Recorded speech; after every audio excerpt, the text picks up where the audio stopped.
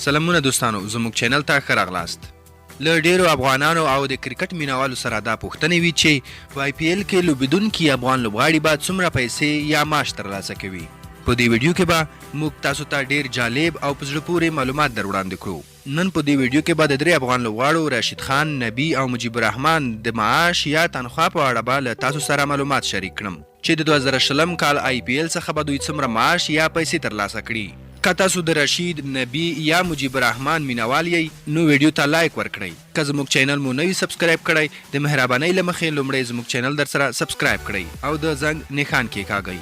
دوستانو که خبره د دې 3 لوبغاړو وکړو لکه څنګه چې تاسو پوهیږئ چې دغه 3 لوبغاړي خپلو لوبډلو له ځان سره ساتلي ځکه چې په دوی کې ډیر زیات استعداد موجود دی.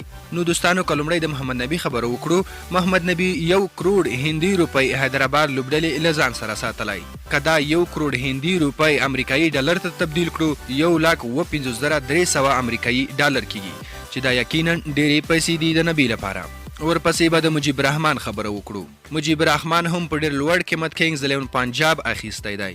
نو د مجیب د معاش خبره کو وکړو. مجیب الرحمن د پنجاب لوبډلې په 2 کروڑه هندۍ روپۍ اخیستی دی. که دغه هندۍ روپۍ امریکایي ډالر ته تبدیل کړو 6,9,200 امریکایي ډالر کیږي چې دا هم ډیر زیاتې پیسې دي. را بشو د کرکټ نړۍ خان ته. که د رشید خان خبره وکړو، رشید خان د 3 افغان لوبغاړو په سر کې راځي او تر ټولو ډیر معاش د رشید خان دی. رشید خان په 8 کروڑه اخیستل شوی دی. که دا 8 کروڑه هندۍ روپۍ امریکایي ډالر ته تبدیل کړو نو 1.4 میلیونه امریکایي ډالر کیږي چې دا بیا تر ټولو ډیرې زیاتې پیسې دي.